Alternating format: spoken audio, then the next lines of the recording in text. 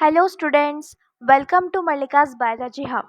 पिछले 2 वीडियो में इवोल्यूशन के हमने जो है इवोल्यूशन को काफ़ी कवर कर लिया था, उसके बारे में काफ़ी पढ़ लिया था। इस वीडियो में जो है हम पढ़ेंगे हार्डे-वेनबर्ग प्रिंसिपल के बारे में पढ़ेंगे। ठीक है, तो चलो स्टार्ट करते हैं। In a given population, one can find out the frequency of occurrence of alleles of gene or a locus। अब ये सेंटेंस क्या कह रहा है? देखो, सबको पता है कि एक जीन होता है। देखो, ये क्रोमोसोम है, क्रोमोसोम के ऊपर एक जीन होता है और एक जीन की 2 एलील्स होती है, मतलब एक जीन की 2 कॉपीज होती है। जैसे ये 2 होमोलॉगस क्रोमोसोम है जिसकी ये जो जीन है 2 कॉपीज है, एक एलील ये है, एक एलील ये है। तो इन दोनों को क्या बोला जाएगा? एलील बोला जाएगा। ठीक है, और जीन कौन सा है?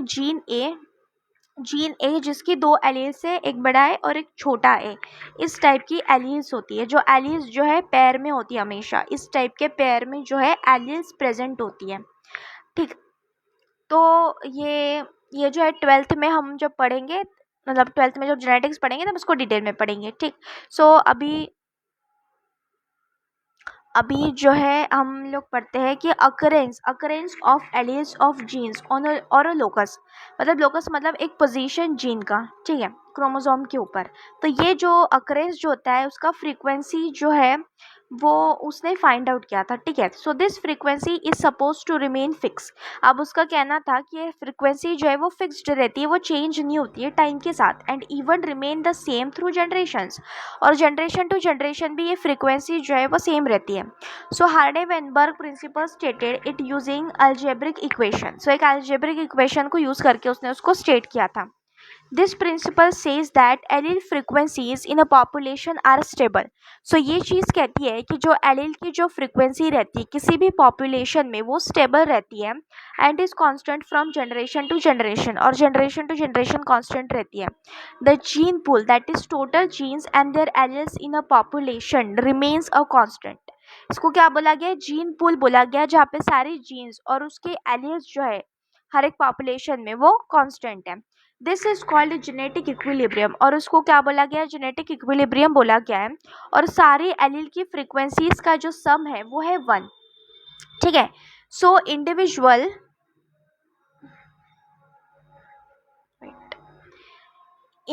फ्रीक्वेंसीज, सो एक इंडिविजुअल फ्रीक्वेंसीज लेते हैं। For example can be named P Q. P Q जो है तो इंडिविजुअल फ्रीक्वेंसीज है। In a diploid P and Q represent the frequency of allele A and A.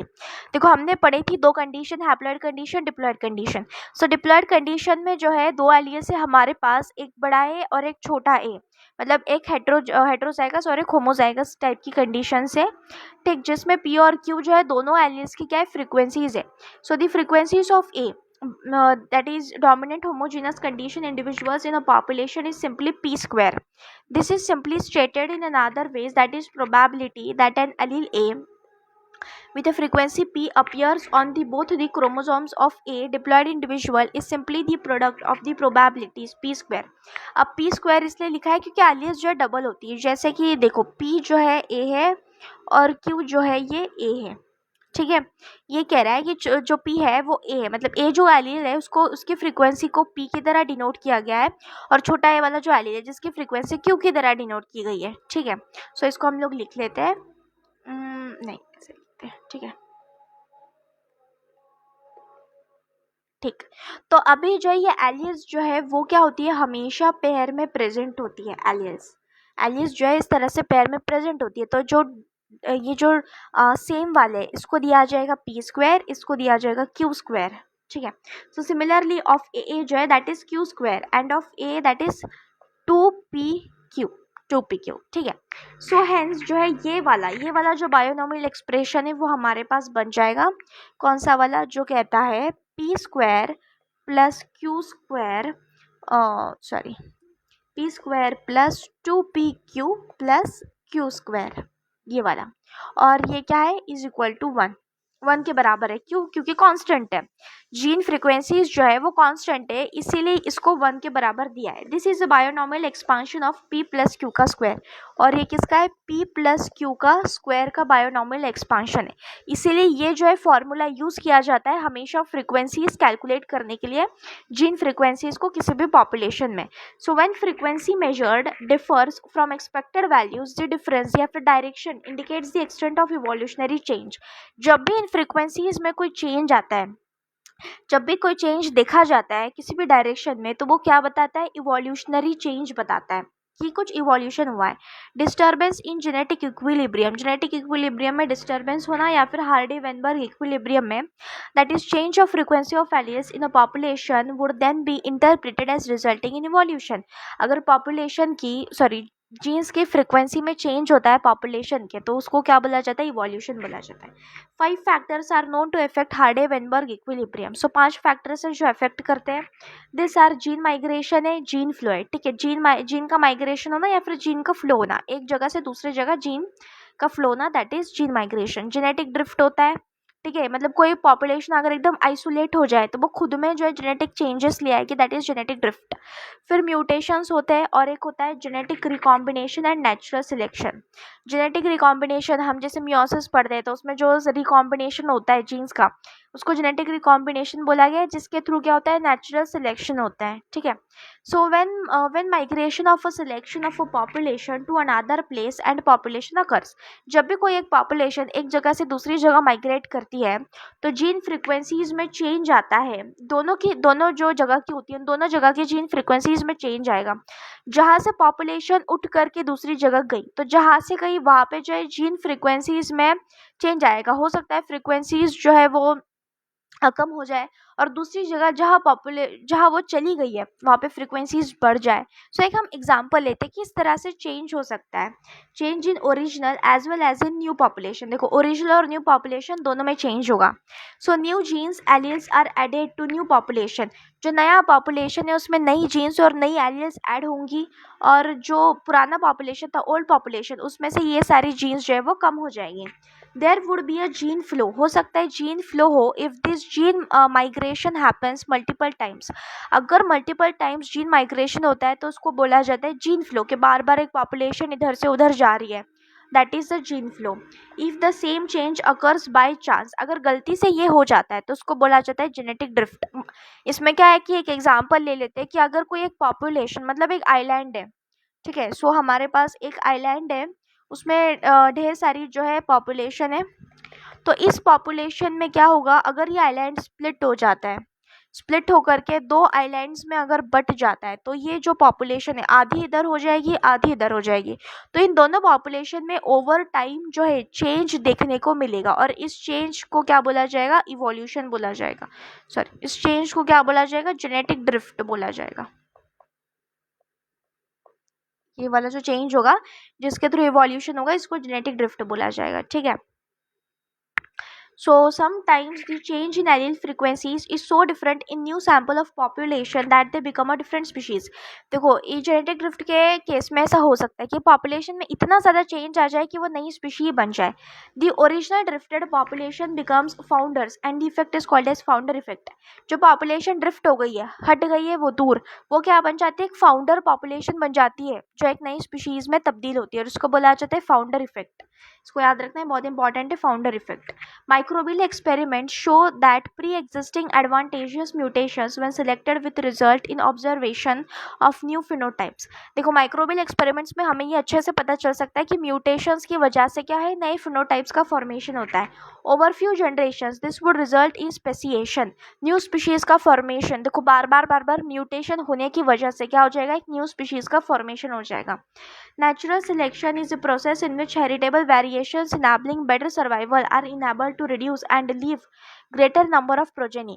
So natural selection, जैसे हमने previous parts में भी पढ़ा, तो नेचुरल सिलेक्शन क्या होता है, ऐसे हेरिटेबल वेरिएशंस होते हैं जो सर्वाइवल की रेट को बढ़ाते हैं और हमारे प्रोजेनी के नंबर को बढ़ाते हैं। A critical analysis makes us believe that variation due to mutation or variation due to recombination during gametogenesis or to gene floor genetic drift results in changed frequency of genes and alleles in future generations. Future generations में ये जो हमने 5 कारण पढ़े, तो इन 5 कारण की वजह से क्या होता है, फ्यूचर जनरेशन्स में एलील की फ्रीक्वेंसी जो है वो चेंज हो जाती है. Coupled to enhance reproductive success, natural selection made it look like different population. देखो क्या होता है ना, रिप्रोडक्टिव सक्सेस मतलब generation to generation natural selection की वजह से जो है पॉपुलेशन काफ़ी ज़्यादा जो है डिफरेंट हो जाती है. Natural selection can lead to stabilization. So natural selection से स्टेबलाइजेशन होता है in which more individuals acquire mean character value. Stabilization मतलब वो पॉपुलेशन जो है वो स्टेबल हो जाएगी, उसमें जो है प्रोजेनी नंबर भी अच्छा रहेगा, उसका सर्वाइवल रेट भी अच्छा रहेगा, तो पॉपुलेशन जो है वो स्टेबल हो जाएगी नेचुरल सिलेक्शन की वजह से. या फिर हो सकता है कि डायरेक्शनल चेंज आ जाए जिसमें more individuals acquire value other than the mean character value. देखो पॉपुलेशन में क्या होता है ना, हर एक इकोसिस्टम में पॉपुलेशन की एक अपनी एक जगह होती है. मान के चलो जो ये जो बड़े गोले दिख रहे हैं, इन पॉपुलेशन की जो है हाईएस्ट जगह है, ये एकदम हाई जगह पर है. जो हायरार्की होती है पॉपुलेशन की उस पर ये हाईएस्ट नंबर पे और ये लोवेस्ट नंबर पे. जेनेटिक ड्रिफ्ट की वजह से इन पॉपुलेशन में चेंज आ गया और ये चेंज आकर के मान के चलो इस टाइप की कुछ पॉपुलेशन बन गई, फिर ये आ जाएगी लोअर लेवल पे. तो ये हो जाता है एक डायरेक्शनल चेंज कि पॉपुलेशन का डायरेक्शन जो है वो चेंज हो गया, उसकी वैल्यू चेंज हो गई. ठीक है, कभी कभी ये स्टेबल हो सकती है, कभी कोई डायरेक्शनल चेंज हो सकता है या फिर डिसरप्शन हो सकता है. More individuals acquire peripheral character value at both ends of distribution curve. अब ये डिस्ट्रक्टिव में क्या हो सकता है वो पॉपुलेशन जो है वो सर्वाइव ना कर पाए, इस टाइप का डिस्ट्रक्शन भी हो सकता है. देखो यहाँ पे कर्व्स दिए हुए हैं, सो इसका हम एग्जांपल लेते हैं. सबसे पहले हमारे पास ये जो है नॉर्मल टाइप का पॉपुलेशन है जिसमें phenotypes favoured by natural selection. ये जो है ये कर्व के इधर साइड वाला जो है दैट इज मतलब ये जो पिक वैल्यू जो है वो बता रहा है कि फिनोटाइप्स जो है नेचुरल सिलेक्शन से फेवर किए गए हैं. Medium size individuals are favoured, इसमें दिखाया गया है जो मीडियम साइज के इंडिविजुअल्स है वो फेवर किए गए as compare to low size and large size. ठीक है, सो यहाँ पे हम जाएंगे तो साइज है और यहाँ पे जाएंगे तो दैट इज नेचुरल सिलेक्शन है. सो मीडियम साइज के ज़्यादा सिलेक्ट किए गए. फिर पहला वाला जो आता है, पहला वाला हमारे पास स्टेबलाइजेशन है, सेम इसी टाइप का है वो कर्व भी. Peak gets higher and narrower. Stabilisation में इसका पिक जो है वो हाई हो जाता है और नैरो हो जाता है. इट मीन्स जो है मीडियम टाइप के जो है वो ज़्यादा सिलेक्टेड है as compare to low and high. फिर आते हैं ये डायरेक्शनल. डायरेक्शनल में peak shifts in one direction, एक डायरेक्शन में पिक जो है वो शिफ्ट हो जाता है. ठीक है, फिर उसके बाद जो है टू पिक्स आर फॉर्म. देखो फिर तीसरा आता है जिसमें टू पिक्स बनते हैं, ये डिस्ट्रक्टिव है, मतलब ये जो है इसमें जो पॉपुलेशन है वो डिस्ट्रक्टिव हो गई, मतलब ये पॉपुलेशन ज़्यादा अच्छे से सर्वाइव नहीं कर पाई है. तो इस तरह की जो है हमारे पास 3 तरह के पिक्स जो है वो बनते हैं हार्डे-वेनबर्ग के प्रिंसिपल से. पहला वाला जो होता है वो होता है स्टेबलाइजिंग, डायरेक्शनल और डिस्ट्रक्टिव. ठीक है, इसको याद रखना. अब बात करते हैं इवोल्यूशन की. So a brief account on evolution. Evolution पर एक छोटी सी एक समरी पढ़ते हैं. So about 2000 million years ago, that is MYA million years ago, the first cellular forms of life appeared on earth. सबसे पहली सेलुलर फॉर्म आई थी. The mechanism of how non-cellular aggregates of giant macromolecules could evolve into cells with membranous envelopes is not known. देखो क्या हुआ ना, 2000 million साल पहले जो है वो cellular life I, non cellular life से आई, एग्रीगेट जैसे मैक्रोमोलिक्यूल्स हो गए, प्रोटीन, DNA, RNA वगैरह, उनसे जो है वो सेलुलर लाइफ आई. ठीक है, विथ मेम्ब्रेनस एनवेलप, उनका मेम्ब्रेन भी बन गया था, इवॉल्व हुआ था. Some of this cells had the ability to release O2. फिर उन सेल्स की एबिलिटी जो है O2 रिलीज करना स्टार्ट कर दिया. उन सेल्स को क्या बोला गया, साइनोबैक्टीरिया बोला गया. क्या बोला गया, साइनोबैक्टीरिया, या फिर क्या बोलते हैं इसको, ब्लू ग्रीन एजे. साइनोबैक्टीरिया फिर blue green AJ. The reaction, so the reaction could have been similar to light reaction. light reaction की तरह similar reaction होती है. photosynthesis जो किस में होता है, plants में होता है, where water is split with help of solar energy captured and channelised by appropriate light harvesting pigments. देखो फोटोसिंथेसिस में क्या होता है, वाटर मॉलिक्यूल्स को स्प्लिट किया जाता है सोलर एनर्जी मतलब सन की रेस के थ्रू वाटर मॉलिक्यूल्स को स्प्लिट करके जो है उसको चैनलाइज किया जाता है लाइट हार्वेस्टिंग पिगमेंट्स के थ्रू, जैसे क्लोरोफिल होता है। ठीक, सो स्लोली जो है single celled organisms become multi cellular life forms. अब क्या हो गया ना, ऑक्सीजन की मात्रा बढ़ गई जिसके वजह से सिंगल सेल जो है मल्टी सेल्यूलर फॉर्म में कन्वर्ट हो गए। By the time of 500 million years ago invertebrates were formed and active. So देखो 500 मिलियन ईयर्स पहले क्या हुआ, इनवर्टिब्रेट जो है बने और वो एक्टिव रहे।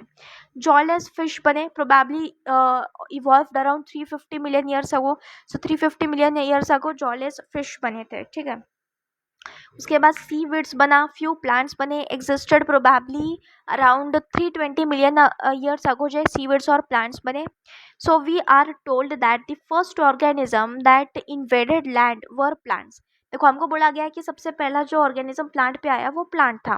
दे were wide spread on land when animals invaded land. देखो क्या हुआ ना, जब एनिमल्स लैंड पर आए तब उस टाइम पर भरे पड़े थे प्लांट्स लैंड के ऊपर।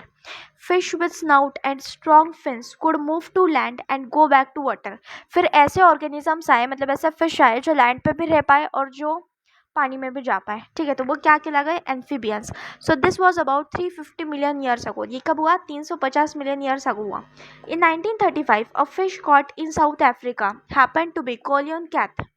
कोलियोकैथ बोला गया था which was thought to be extant. देखो कोलियोकैथ जो है ना बहुत पुराने फिश है, that is 350 million years ago. पुरानी फिश जो है, करोड़ों साल पुराने फिश है जिसको कोलियोकैथ बोला जाता है। कहा गया था कि वो एक्सटेंट हो चुके हैं, लेकिन वो जो है 1938 में साउथ अफ्रीका में वो ढूंढी गई।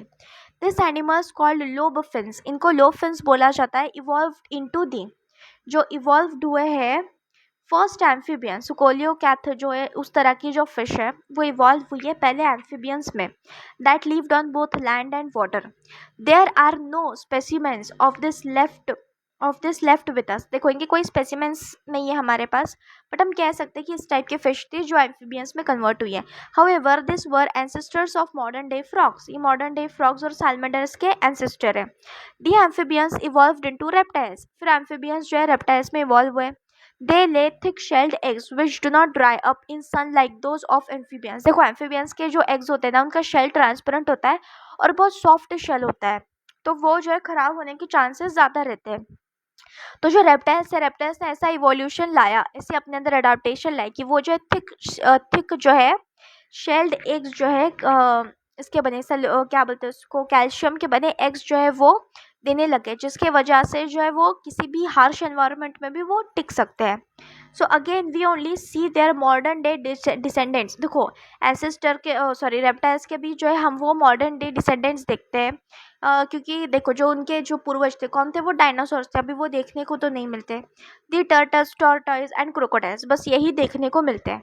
In the next 200 million years और सो रेप्टाइल्स जो है ऑफ डिफरेंट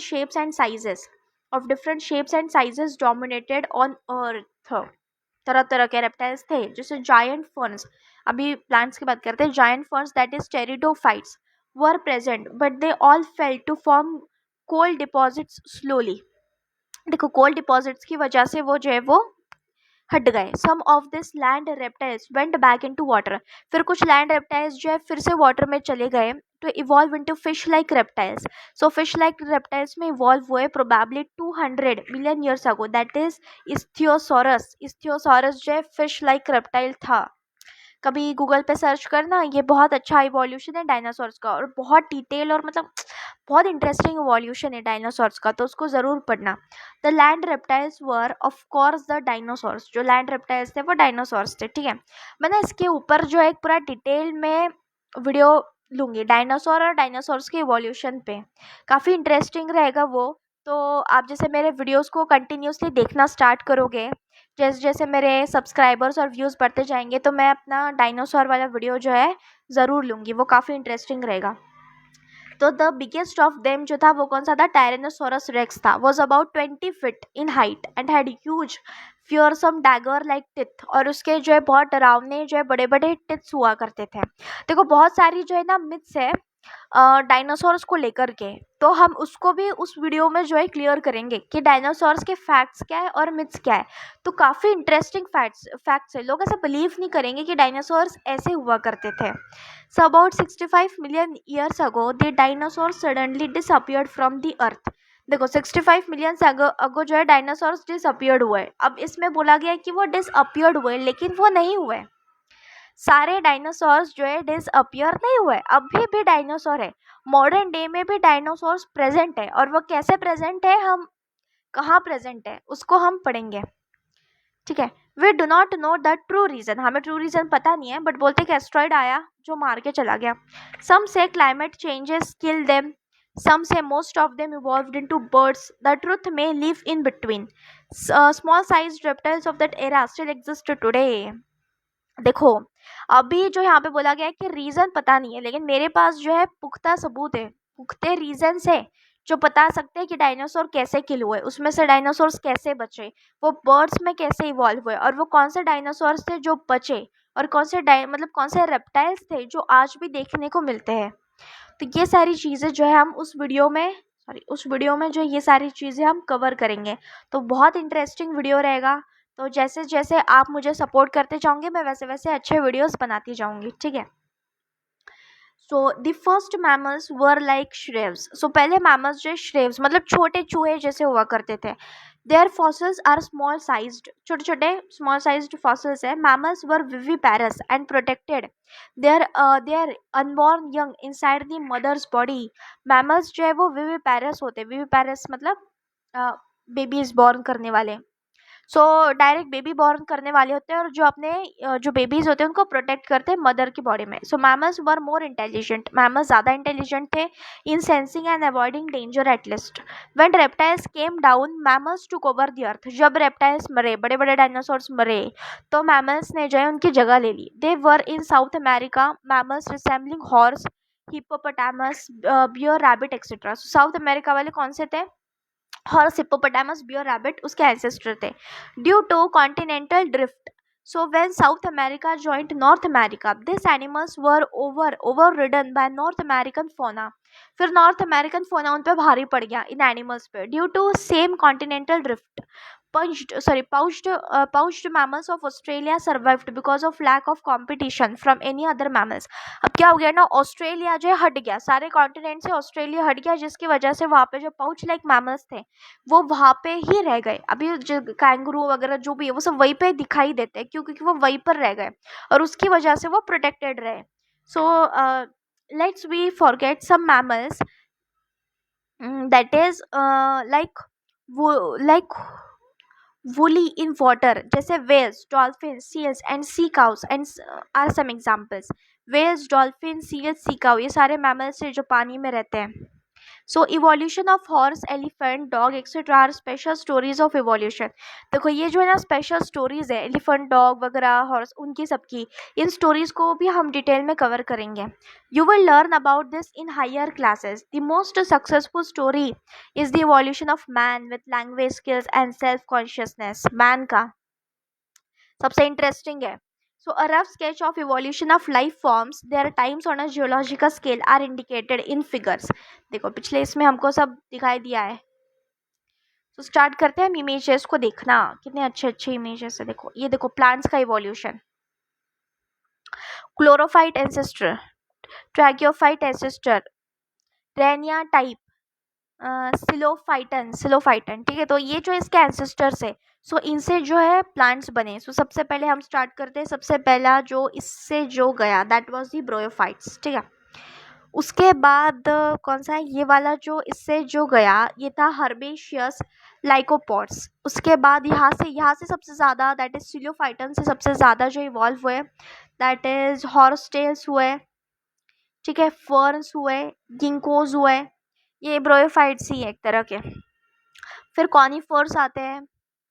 ठीक है, फिर आते हैं जेंटल्स आते हैं। फिर हमारे पास है that is progymnosperms and seed ferns. वहाँ से साइकड्स आए एंड डाइकॉट्स आए और मोनोकॉट्स आए। ठीक है, angiosperms that is flowering plants जिसमें डाइकॉट्स मोनोकॉट्स दोनों तरह के, ठीक है। फिर हमारे पास जो है कॉनिफर्स, तो ये रहे यहाँ पे कॉनिफर्स, यहाँ डाइकॉट्स मोनोकॉट्स। तो ये जो है ये हमारे पास पीरियड है, this Palaeozoic period, Mesozoic and Cenozoic period, ठीक है। इसमें हमारे पास ये सारे पीरियड्स है जिसमें क्रिटेशियस है, जूरासिक, ट्रायासिक और परमियन, क्वाटरनरी, टर्जरी। तो ये अभी वाले जो पीरियड्स है जिसमें हमें ये सब देखने को मिलते हैं। सो इस देखो यहाँ पे इवोल्यूशन दिया कि इस टाइम पे ये था, फिर इस टाइम पे फर्न्स जो थे वो किस टाइम पे, जूरासिक डायनासोर वाले टाइम पे थे, हर्बेशियस लाइकोपॉड्स डायनासोर वाले टाइम पे, कॉनिफर्स भी थे, साइकैड्स भी थे, और एंजियोस्पर्म्स वाले जो है अभी इस टाइम पे प्रेजेंट है। मतलब ये बहुत उनका लेट जो है इवोल्यूशन हुआ है, ठीक है। तो इस तरह का जो है टाइम पीरियड के साथ इसका इवोल्यूशन दिया हुआ है। अभी डायनासोर्स की बात करते हैं। डायनासोर्स का देख लो कितना इंटरेस्टिंग है हमारे पास, ठीक। सो डायनासोर्स की हम बात करते हैं। सबसे पहला जो अर्ली रेप्टाइल था जो अभी एक्सटिंक्ट है वो था कार्बोनीफेरस टाइम पे, दैट इज 350 मिलियन ईयर्स अगो। फिर उससे आए साइनैप्सिड एंड सोरोप्सिड्स, साइनैप्सिड और सोरोप्सिड्स आए, ठीक। वो जो थे उससे आए, जिसमें से ये आया पेलियोसोरस आया, पेल्कोसोरस आया, ठीक है। थिकोडॉन्स आया, थिकोडॉन्स जो अभी एक्सटिंक्ट है, अभी तो सब एक्सटिंक्ट है। सो यहाँ से साइनैप्सिड से ये आया और दैट इज सोरोप्सिड से ये आया, ठीक है, जो एक्सटिंक्ट हो गए। फिर उसके बाद जो है इससे जो है इवॉल्व कर गया थेराप्सिड्स, थेराप्सिड्स जो है किससे, इससे इवॉल्व कर गया। फिर इससे जो था थिकोडॉन से था डायनासोर्स, ये वाले जो डायनासोर्स हमको जो सब जुरासिक पार्क में, जुरासिक वर्ल्ड जो पिक्चर है उसमें जो देखने को मिले वो सब जो है इससे आए, दैट इज थिकोडॉन से आए, ठीक है। और ये कब प्रेजेंट थे, ये प्रेजेंट थे हमारे पास क्रिटेशियस पीरियड में प्रेजेंट थे, ठीक। एक्चुअली जो डायनासोर्स थे वो ट्रायासिक पीरियड में भी थे, ट्रायासिक से उनका इवोल्यूशन स्टार्ट हो गया था, जुरासिक में और क्रिटेशियस पीरियड में प्रेजेंट हुआ करते थे, और अभी के टाइम पे जो है ये सारे जो है रेप्टाइल्स है। तो अभी देख देख सकते हो दैट इज सोरोप्सिड से हमारे पास टर्टल्स आए, उसके बाद सोरोप्सिड से जो है एक और आया दैट इज लिजर्ड्स आई, फिर इसी से बीच में इसी से लिजर्ड से जो है स्नेक्स बने, फिर इसी से बीच में जो है दैट इज टोरेटर्स बना, फिर उसके बाद जो है ये वाला जो था थिकोडॉन्स जो था उससे डायनासोर्स भी आए और उससे क्रोकोडाइल्स भी आए। फिर ये जो बीच में जो डायनासोर्स वाला था उससे क्या हमारे पास बना, बर्ड्स बना, और ये वाला जो था थेराप्सिड्स जो था उससे क्या बने, मैमल्स बने, ठीक है। तो इस तरह से जो है इवोल्यूशन वर्क करता है, इसको हम और डिटेल में भी पढ़ेंगे, ठीक। Origin and evolution of man, अब मैन के जो इवोल्यूशन पे आते हैं। So about 15 million years ago, 15 million years ago जो प्राइमेट्स थे, दैट इज ड्रायोप्थिकस जो प्राइमेट्स थे, एंड रैम्थिकस, रैमेपेथिकस एंड ड्रायोपेथिकस, जो दो तरह के जो प्राइमेट्स थे वर existing. They were hairy and walk like gorillas and chimpanzees. Gorilla और चिंपैंजी की तरह वॉक करते थे, हैरी थे। रामापेथिकस जो है was more man like, while Dryopithecus जो है was more ape like.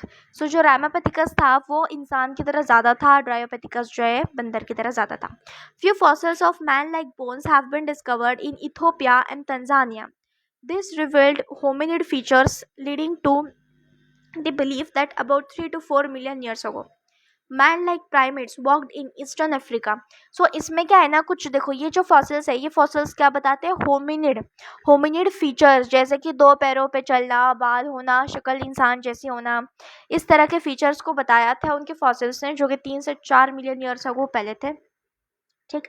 So they were probably not taller than 4 feet but walked upright. देखो 4 फीट से ज़्यादा टॉल नहीं थे लेकिन जो है दो पैरों पे चलते थे। 2 मिलियन ईयर्स अगो ऑस्ट्रोलोपिथेशियन जो है probably lived in East African grasslands, so East African grasslands में रहता था। Evidence shows they hunted with stone weapons but essentially ate fruit. देखो स्टोन वेपन से वो हंट करते थे बट ज़्यादातर जो है फ्रूट खाते थे। अब स्टोन वेपन से हंट करना इट मीन्स जो स्टोन जो शार्प हुआ करते थे वो उनसे हंट करते थे, ना कि वो वेपन्स बनाते थे। Some of the bones among the bones discovered were different. कुछ bones जो है different थे. These creatures were called the first human like being. The hominid and was called as Homo habilis. So सबसे पहला जो इंसान की तरह दिखने वाला जो होमिनिड था उसको बोला गया होमो हैबिलिस बोला गया।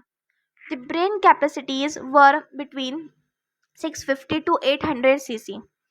650 से 800 सीसी तक की ब्रेन कैपेसिटी थी। अब ब्रेन कैपेसिटी जो इनकी बढ़ना स्टार्ट हो गई। They probably did not eat meat.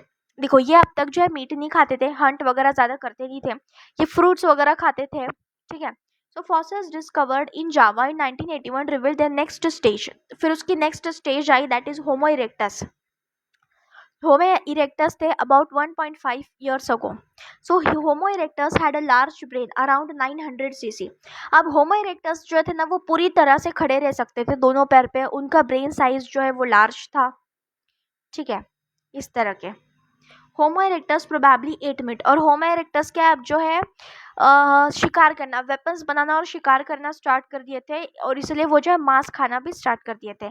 The निएंद्रनथल, जो निएंद्रनथल मैन थे with a brain size of 1400 CC, 1400 cc lived in near east and central Asia between 1 lakh to 40,000 years back। 1 lakh से 40,000 years back जो Central Asia में पाए जाते थे Neanderthals, ठीक है। They used hides to protect their body and buried their dead. सो ये क्या करते थे, हाइट्स को यूज, मतलब छोटी छोटी केव्स को यूज करते थे टू प्रोटेक्ट देयर बॉडी, और क्या करते थे, इंसानों को जो है डेड मतलब मरने के बाद बरी करते थे, ठीक है। Homo sapiens arose in Africa and moved across continents and developed into distinct races.